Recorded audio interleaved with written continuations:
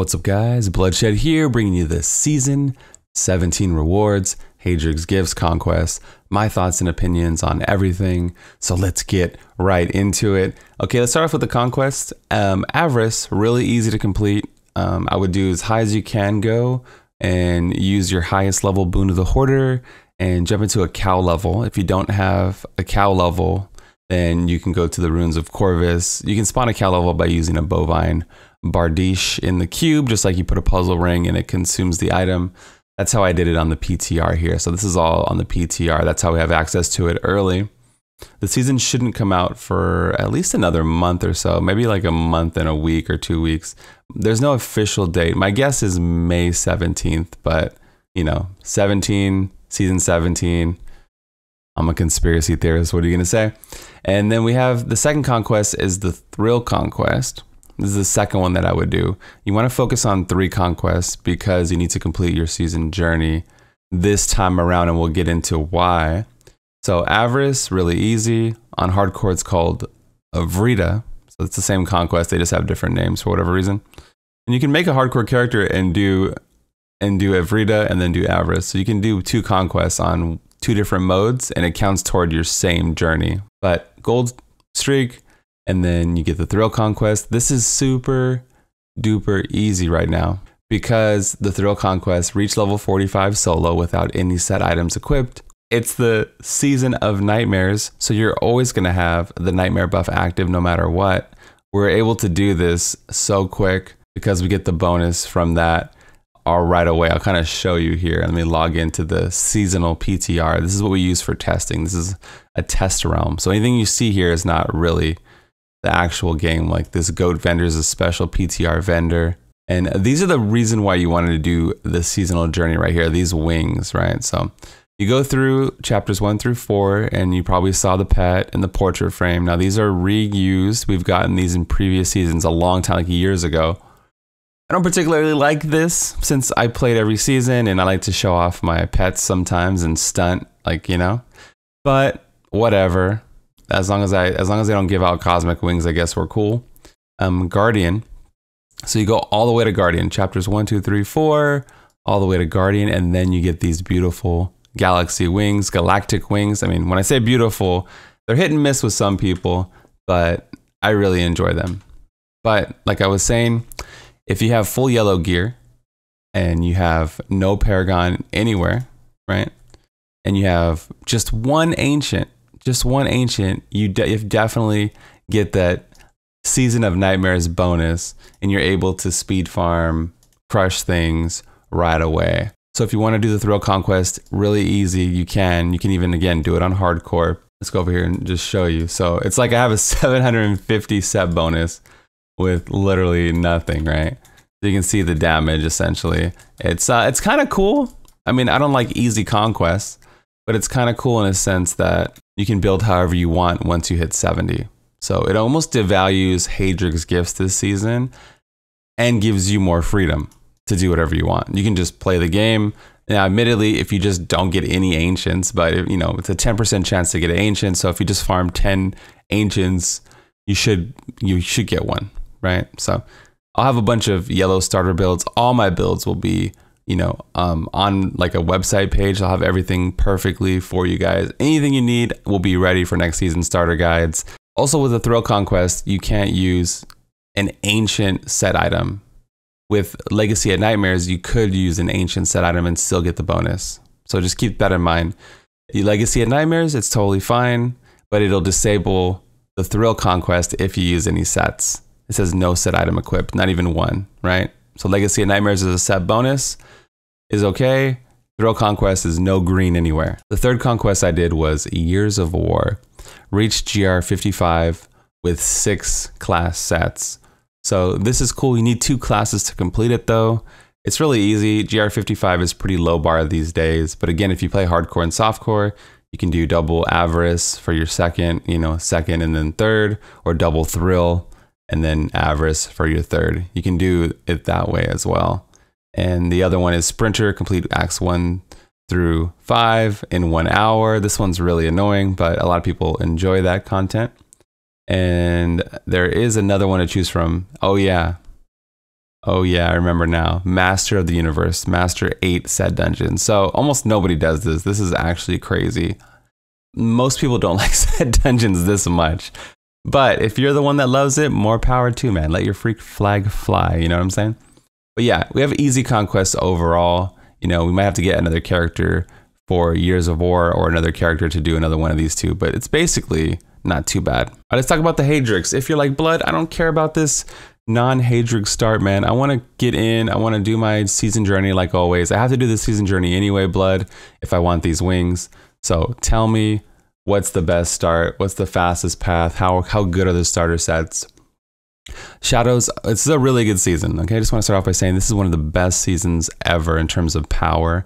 It also helps that they buffed all the sets a lot last season. So, Shadow, okay? The 2-piece Shadow does damage. It's amazing. So as soon as you get that 2-piece, even if you just do the 2-piece start, you'll be fine, right? The 2-piece does 6,000%.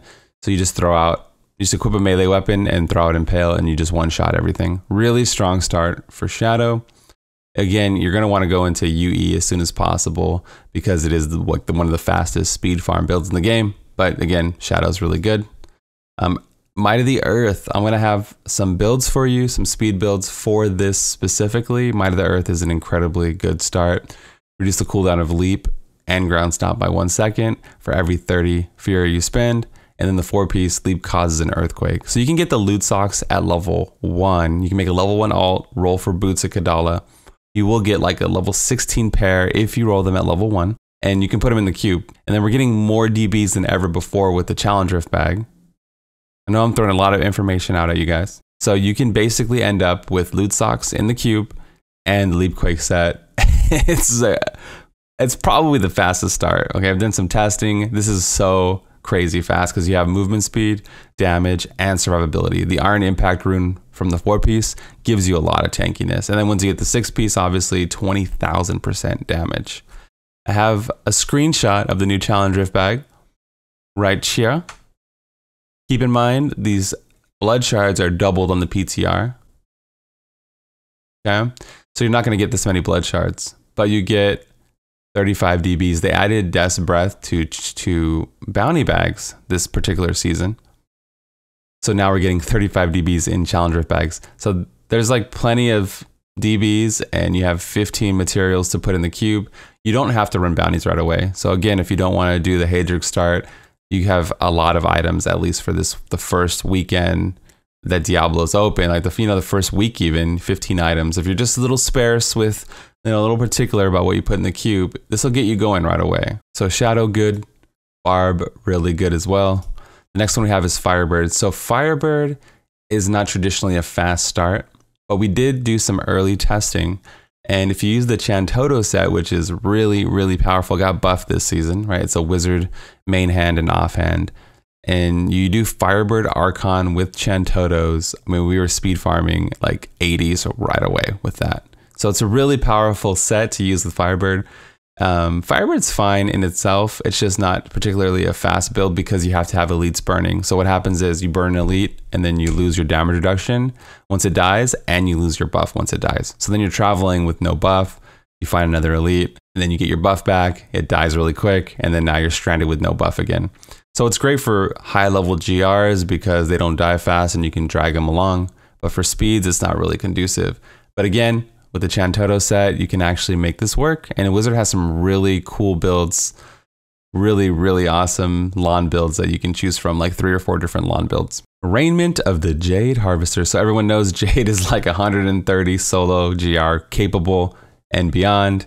The 2-piece is super strong. When Haunt lands on an enemy already afflicted by Haunt, it deals 3,500 seconds worth of Haunt damage. So you Haunt the same target and you just destroy elites, destroy everything. It's a really powerful start for Witch Doctor. So yeah, and it's easy to build into, you don't really need too many items with it. Just try to get that Sacred Harvester or the extra Haunt belt and you'll be good to go. Sun Wuko, the Monkey King. This right now in season 16 is the fastest Torment build, arguably tied with Demon Hunters. So it should continue in season 17. But I think that the Lawn monk is faster. I've been testing Lawn Monk of it. So this Monkey King, so the Sun Wukong set will transition you into Lawn Monk, right? This will get you going. Worst case scenario, you'll be using Death's Breath and blasting the hell out of T15. And I mean, this is, you know, needs no introduction. You will need to get your weapons early. And the 2 and 4 piece aren't that strong. Something to think about. I will have starter guides on everything. Don't worry.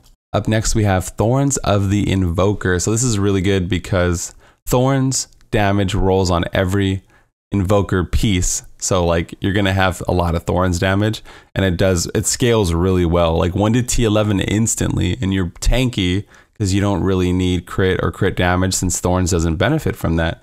You basically have like this battle tank early on, and if you get 1 or 2 items, it'll just catapult you. You'll probably see Invoker Crusaders like really high early on until they get their speed builds, and then they'll transition into that. But it's a hell of a good start. So there you go, Invoker.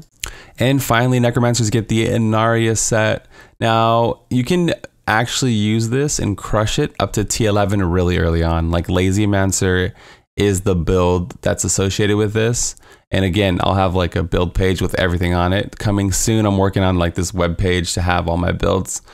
But yeah, this is super solid, at least to T11 early on with almost nothing, right? Even with like a 25 pain enhancer and like just low legendary gems. So it's Firebird and Inarius are the weakest starts in terms of speed, but it's not gonna, don't let this dictate your whole season. Don't let like, it's just a 2 to 4 hours when you're gearing out early game like this. Don't let this dictate your entire season, right? Play whatever you want. Whoa. I forgot one very special thing. You go to your season journey, you're climbing through the ranks, you get to chapter 4, you get your cosmetic rewards. You go down to Conquer, which is one before Guardian, and you get some stash space. So it looks like we're gonna get 1 for free, and then we're gonna get 1 every season after we complete the season journey. So you should get 1 additional one that you can purchase for gold, and then you get 1 per season up to the next 4 more seasons. So 5 total stash space is coming our way.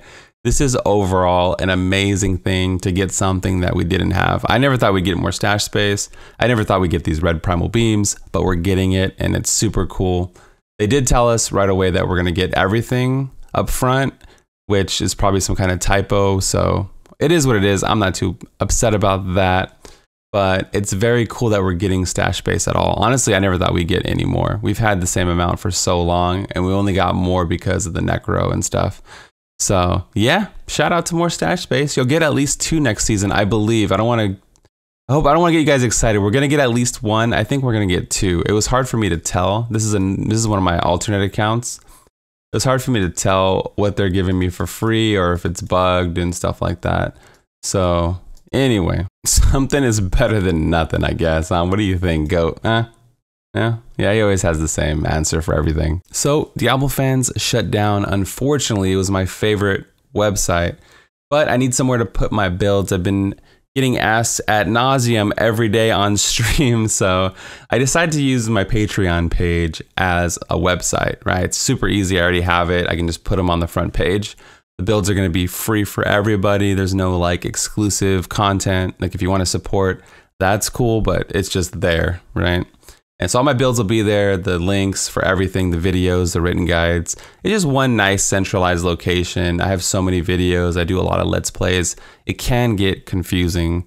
So also make sure to follow me at twitch.tv/bloodshed. We stream there 5 to 6 days a week. I'm trying some new things with my schedule, but I'm always going to be live Monday through Friday. And that's going to be all for me today. This is the Bloodshed, and I'm out of here. Peace.